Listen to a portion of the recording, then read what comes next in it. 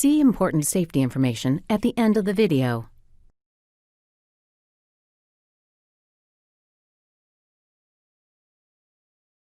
My trialing process for low-dose intrathecal drug delivery is usually a 3 or 4 day process. On day one, an intrathecal catheter is placed into the intrathecal space posterior at the dermatomal level of the pain. And this, for instance, for failed back surgery syndrome would be at approximately T10 to T12. Once that catheter is placed, the patient gets the first of 4 doses of medication. The first dose of medication would be 50 micrograms of morphine. Second dose would be 100 micrograms of morphine. Third dose, 200 micrograms of morphine. And the fourth dose would be placebo.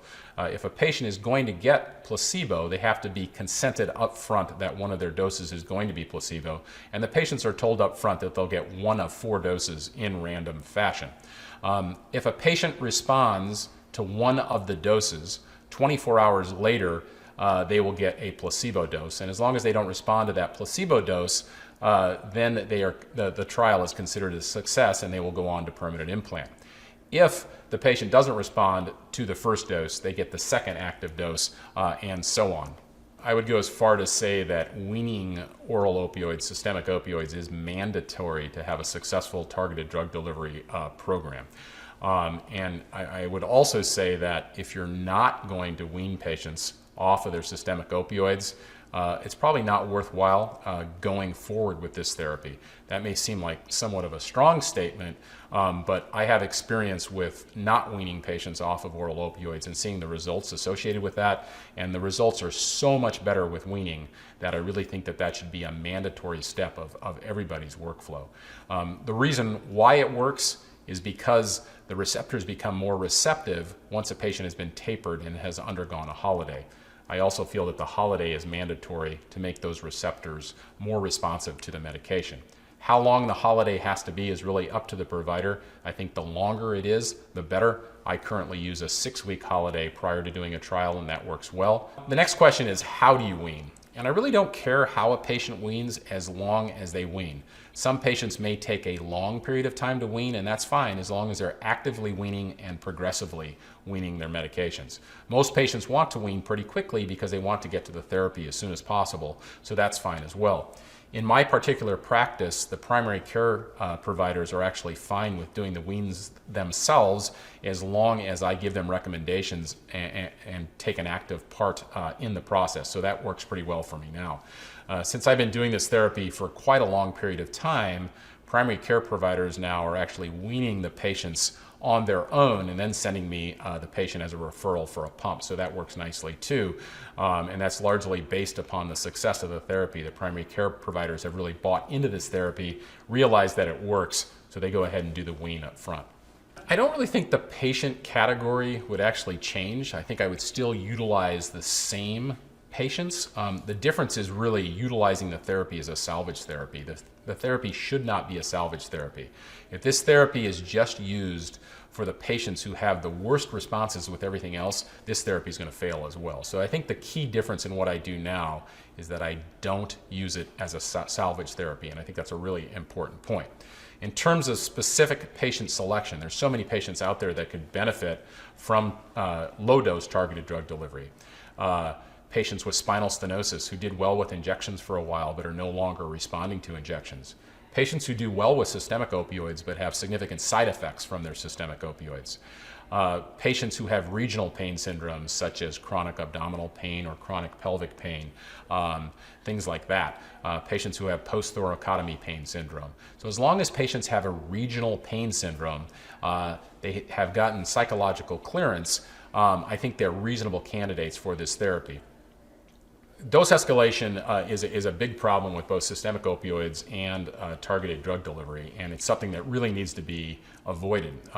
We talk now a lot about avoiding dose escalation with targeted drug delivery, but we really should avoid dose escalation with systemic opioids as well. Most patients are always looking for the perfect pain score, and in most patients' eyes, the perfect pain score is no pain. So you really have to counsel patients up front that they've had chronic pain for several years. That pain's not going to go away, but we can make it lower significantly. I usually tell patients a good response is 50% improvement with functional improvement as well. And if they're at 50% or 60%, that's significant improvement, and they're a lot better than they were before. And you have to keep telling the patient that over and over. The other pitfall with this therapy is, in order to have a successful targeted drug delivery practice, there's not just the provider. There's also the RN, there's the medical assistants, there's the mid-levels, etc. And everybody has to be on the same page. When I first started doing this therapy, we were getting patients pretty good results, but the patient would come in and see my RN or my mid-level and not see me personally, and they would say, yeah, I feel better, I'm about 60% better, but I want to be a little better. And I found my mid-levels and my nurses increasing the doses and searching for that perfect pain score. So you really all have to be on the same page, and I think that's a very important concept for anyone who wants to develop a targeted drug delivery practice. Important safety information. The Synchromed 2 infusion system is approved for the long-term delivery of preservative-free morphine sulfate sterile solution and preservative-free ziconotide sterile solution directly to the fluid around the spinal cord for treatment of chronic pain. Targeted drug delivery should be considered after the patient has tried oral medications or other therapies that have failed or were associated with intolerable side effects. Implanting the system has possible risks, including infection, meningitis, spinal fluid leak, paralysis, headache, swelling, bleeding, and bruising. Pump or catheter problems can cause a patient to experience overdose or underdose and/or corrective surgery. Errors in inserting the needle into the pump refill septum during the refill procedure can result in medication being inadvertently injected into the pocket, resulting in an overdose that may be life-threatening or fatal. Drugs infused through the system may result in adverse events. Refer to appropriate drug labeling for prescribing information and detailed disclosure.